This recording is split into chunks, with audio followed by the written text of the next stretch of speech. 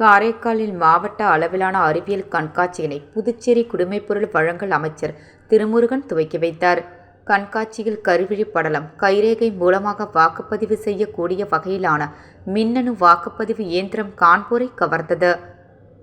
காரைக்காலில் மாவட்ட அளவிலான அறிவியல் கண்காட்சி துவக்க விழா இன்று நடைபெற்றது. கோவில்பத்து தந்தை பெரியார் அரசு உயர்நிலைப் பள்ளியில் நடைபெறும் மாவட்ட அறிவியல் கண்காட்சியினை புதுச்சேரி குடிமைப்பொருள் வழங்கல் துறை அமைச்சர் PRN திருமுருகன் துவக்கி வைத்தார். மாவட்டம் முழுவதும் அரசு மற்றும் தனியார் பள்ளி மாணவர்களின் 231 அறிவியல் படைப்புகள் பங்கேற்றுள்ளன. மாணவர்களின் அறிவியல் படைப்புகளை பார்வையிட்ட அமைச்சர் திருமுருகன் அதன் செயல்பாடுகள் குறித்து மாணவரிடம் விளக்கம் கேட்டு பாராட்டினார்.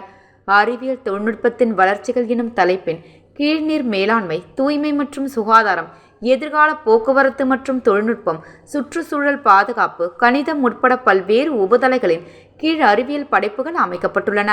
காரைக்கால் தனியார் பள்ளி மாணவன் சாய் ஸ்ரீனிவாஸ் கருவிழி படலம் மற்றும் கைரேகை கொண்டு வாக்களிக்கும் தொழில்நுட்பம் குறித்த அறிவியல் படைப்பு மற்றும் தனியார் பள்ளி 9ஆம் வகுப்பு மாணவியின் இருசக்கர வாகனங்களில் இருந்து வெளியேறும் கார்பன் டை ஆக்சைடு வாயுவை கார்பன் டை மோனாக்சைடு வாயுவாக மாற்றி மீண்டும் அந்த இருசக்கர வாகனத்தை எரிபொருள் தேவையின்றி தொடர்ந்து இயக்கக்கூடிய தொழில்நுட்பம் மற்றும் தனியார் பள்ளி 11ஆம் வகுப்பு மாணவன் சிவகுகன் உருவாக்கிய பெண்களின் பாதுகாப்பு கருதி இரத்த அழுத்தம் அதிகரித்தாலோ அல்லது ஆபத்தில் சிக்கினாலோ கைகளை உயர்த்தினால் கைகடிகாரம் மூலம் காவல்துறை மற்றும் தன் குடும்பத்தாருக்கு தகவல் செல்லக்கூடிய வகையில் தொழில்நுட்பம் கொண்ட கைகடிகாரம் உள்ளிட்ட பல்வேறு படைப்புகள் அனைவரின் பாராட்டையும் பெற்றது.